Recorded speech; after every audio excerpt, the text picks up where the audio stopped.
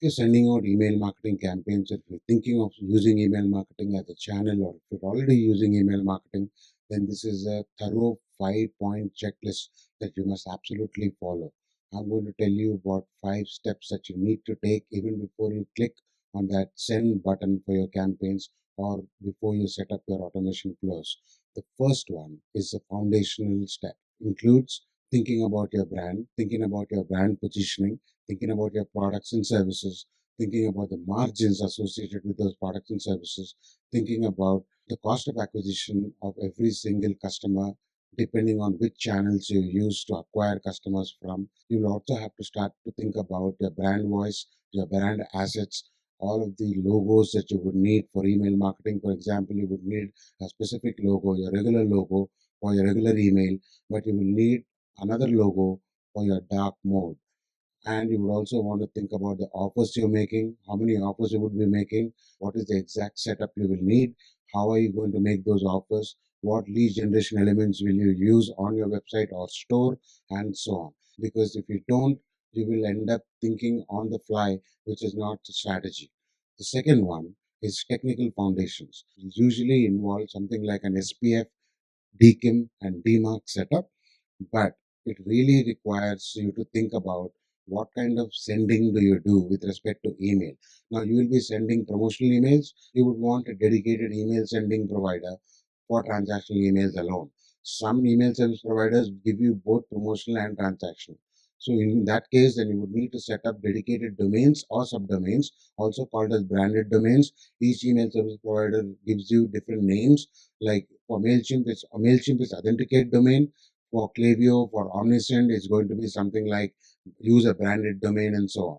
Also with Klaviyo and Omniscient, what you're doing there at that point is only for promotional messages and not for transactional.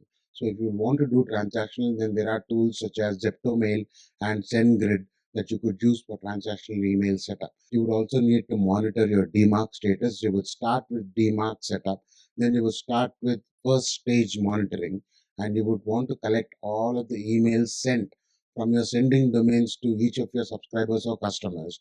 And all of that has to be collected in a digest and monitored over a period of time, usually 4 to 8 weeks, before you move your DMARC from the default status to the final stage. You would also have to care about IP warming. It's just a fancy way of saying that you would have to start slow. You would have to send a limited number of emails in the beginning and then ramp up as you go. So all of these technical foundations are absolutely essential. If you don't do this, you will fall into legal risk, you will fall into financial risk, you will have to face opportunity costs, and you will probably also have compliance risk. Compliance itself is a huge thing. Most brands and businesses don't think about it until it's too late. You would want to use what are called as GDPR compliant forms, with most email service providers provide you with that. It would involve, number one, making customers sign in explicitly to receive your marketing messages. That's the fundamental premise of it.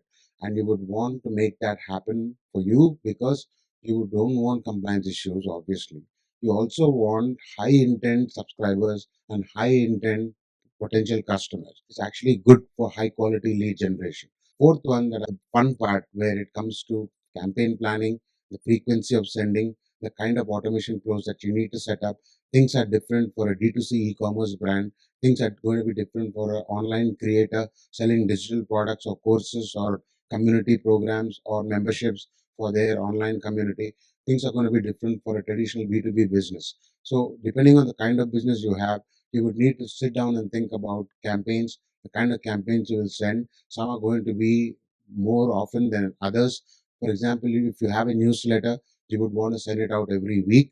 But if you have regular campaigns for a D2C e-commerce brand, for example, you would want to think about the frequency of campaigns, frequency of sends. You send out these campaigns with proper sending frequency, relevance, collect zero party data or first party data at least by using quizzes, polls, surveys, and even second page on your regular opt-in form, so as to collect some basic absolute information that will help you decide what kind of emails are going to be relevant for what kind of subscribers or potential customers. And the final one that I wanted to touch upon was integrations and automations. Now, you do not want to deal with integrations and automations while your campaigns are live. while the campaigns are going out, while the automation flows are already on. You would want to deal with automations and integrations even before you start.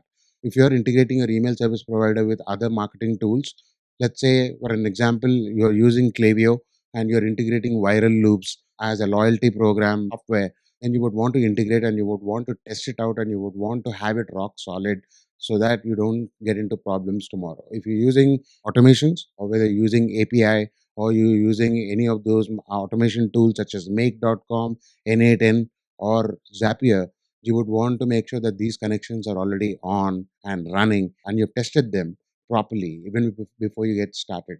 Now, if you think you will figure it out, if you think you will wing it, you might be able to, but it's going to be one hot mess that you don't want to be a part of. You don't want to be dealing with these things as you go. You want to be taking some time off to make sure that these are in place before you click on that button and send your campaigns or set up your automation flows. If you'd like to discuss something specific to do with your business, then there is a link for a paid call that you can click on and get on a paid call with me. You also have a professional audit available. The link for that is in the description as well. You can click on that and get a professional audit done for your email marketing program, regardless of the type of business you have. So thank you so much for watching this video. If you're new to the channel, please do subscribe to the channel. This is Ash from Fetch Profits signing out.